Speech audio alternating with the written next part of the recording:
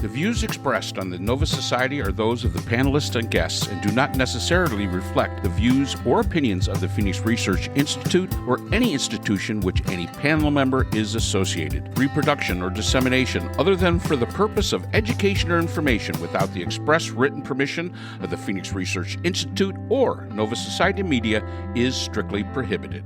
Welcome back to the Nova Society. I'm your host, Dr. Brooklyn Ann Weldon, and I'm here with the panel, Dr. Scott Gershwer and Dr. Mark Bound, your favorites and mine. Today, our panel will again be answering listener questions, and the question comes from Veronica, who lives in Toronto, Canada. Veronica asks, Trump is intending to ban all LGBTQ plus individuals from the American military. He is dismantling all DEI, which is diversity, equity, and inclusion programs. He says this will make America stronger. Do you all agree with this, or do you think there might be a different outcome? Veronica, I strongly disagree with all that, and I do not think that that is going to make America stronger again. I think it is very short-sighted, unenlightened, and uneducated. And I can really begin to have a very, very long, very angry monologue on this, but let's hear from Mark and Scott. Yes, I totally agree. It's dumb. If you look up in, ancient times where homosexuality and LGBTQ and all that stuff was pretty commonplace, the most elite Greek fighting force that existed, that they were feared, was the sacred band. They were the toughest of the tough. They were vicious. They were brutal. They were also all gay. I don't know why you would want to exclude any American who wants to serve their country just because of their sexual preference. What if they're a brilliant strategist, like I don't know, Hannibal, or like Alexander the Great, who was also gay or bisexual, depending on the way you talk about it. Really, what would be the sense to take those people with great skills and basically exclude them just because of their sexual orientation? Does it make the American military stronger? No, it does not. The American military shouldn't give a rat's either way of your sexual orientation. Should not even care. Shouldn't even ask. It shouldn't even care. Their question should be, can you fight? Can you do it efficiently? Or if you're in a different job in the military, can you do that efficiently? Do you bring value to the American military? And if that answer is yes, I don't care what color you are. I don't care what your sexual orientation is. I don't care.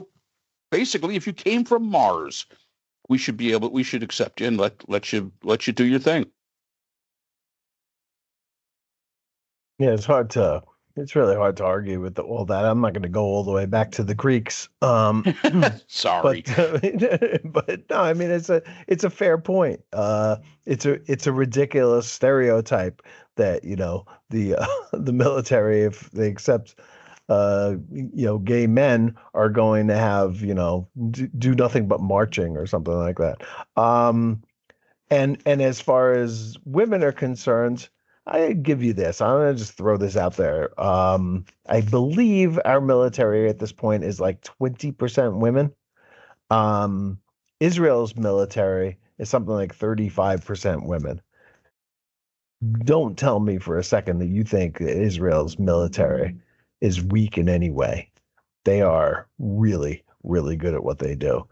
And just one last thought on the DEI stuff and just being woke or whatever it is. I mean, how that became a bad word is beyond me.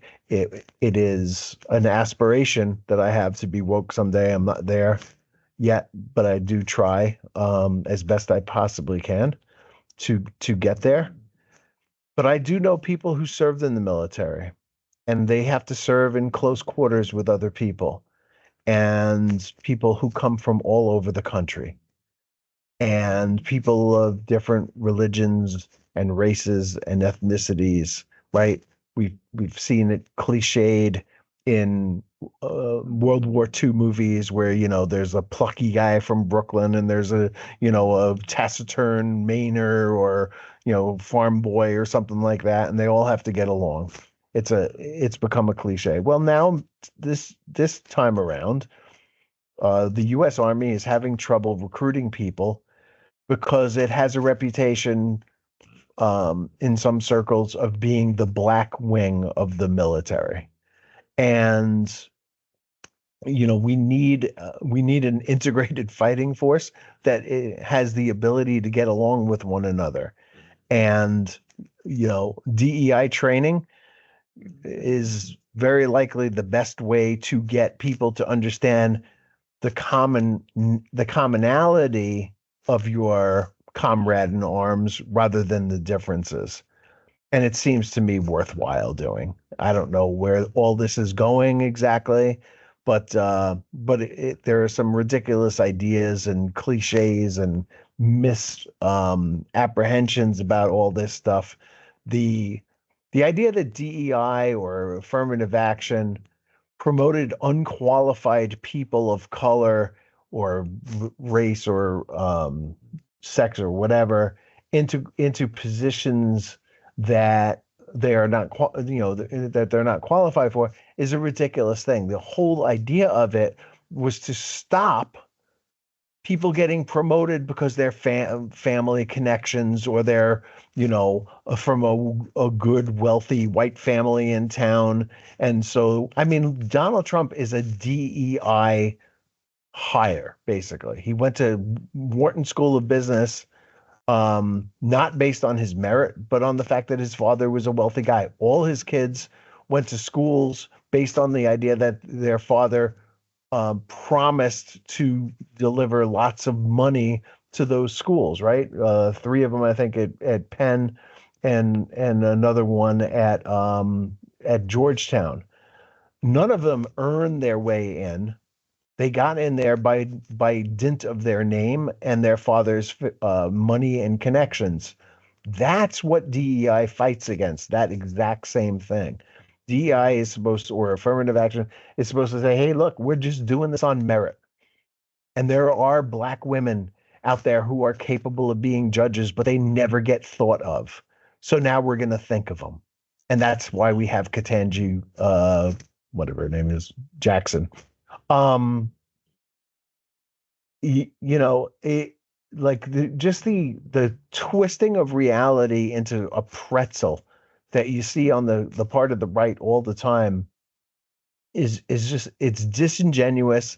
It is the death of good faith arguing in America. Good faith debates are no longer, we're no longer capable of having them because their leader's idea of transparency is lying to your face and not telling the truth.